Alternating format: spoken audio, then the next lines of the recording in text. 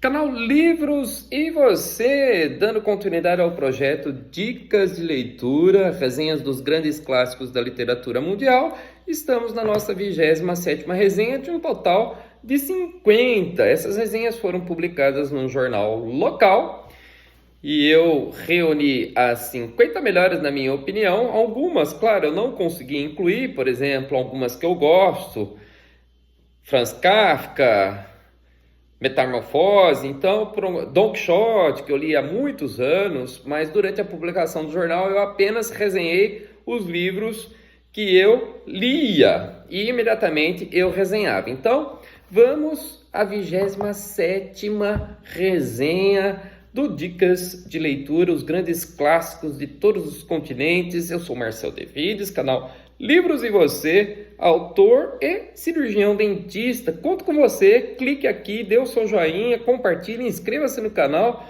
envie o seu comentário, a sua dica de leitura, para que eu faça a resenha, quem sabe? Muitas vezes eu já li o livro, outras vezes desperto o meu interesse para que eu leia e faça a resenha.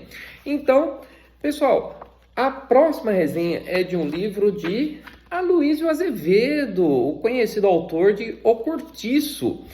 Esse livro, O Coruja, eu não tenho aqui para mostrá-lo a vocês, mas é um livro fantástico, marcante, escrito no século XIX e faz críticas ao sistema educacional da época, que 100 anos depois, mais de 100 anos depois, na verdade, pensando no século XXI, faz muito sentido ainda hoje, nos tempos atuais. Então, pessoal, prestem bem atenção nesse tipo de resenha, nessa resenha, que é um livro também muito hilário, tem assim uma ironia bastante sutil e foge às características dos outros livros do autor.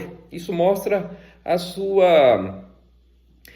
o seu ecletismo também literário, né? Aloysio Azevedo é um grande mestre da literatura nacional e mundial. Pessoal, vamos à resenha sem mais delongas. Então, eu publiquei da seguinte forma. Publicado em 1890, aliás, na época os livros publicavam-se em folhetins. Então, escreviam as histórias em poucas linhas por dia ou semanais, era mais ou menos assim que acontecia em folhetins. Depois foi reunido em livro, quando as editoras surgiram. Pessoal, então vamos lá. Em 1890, publicado no século XIX, portanto, pelo brilhante autor maranhense, presta-se nessa obra a destacar a vida do casmurro, taciturno e antipático André, o protagonista, um dos protagonistas. Vamos lá.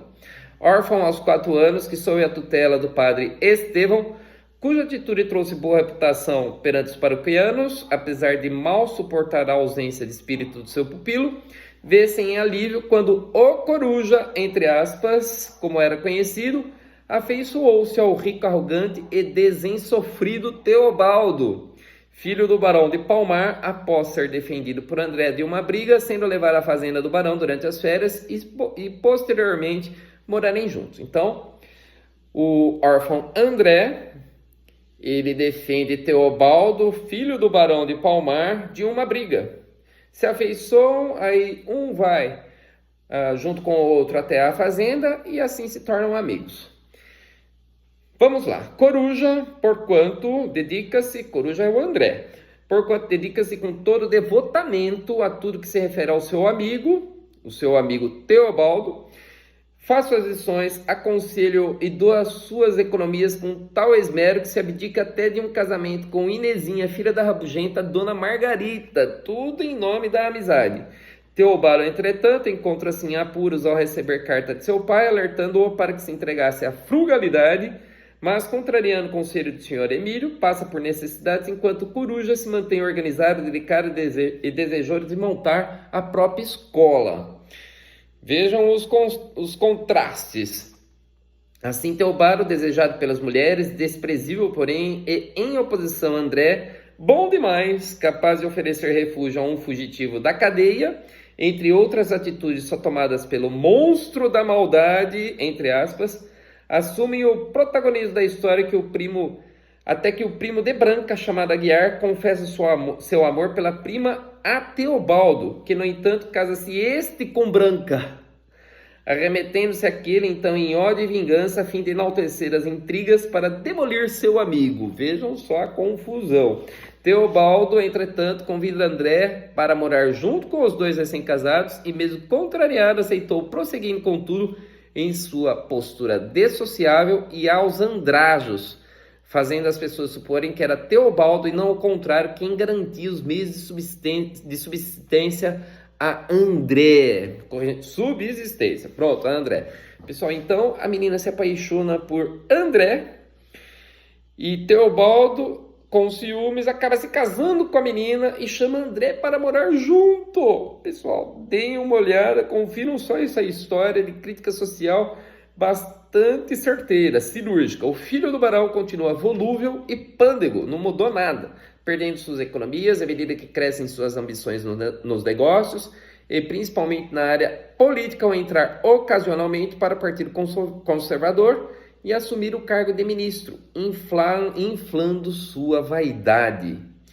Já André, a fim de salvar seu amigo de suas más resoluções, entrega tudo que tem ao seu príncipe, entre aspas, caindo enfim em dívidas ao deixar de quitar um empréstimo do banco para a compra de uma escola, considerada até então uma das mais conceituadas do Rio de Janeiro.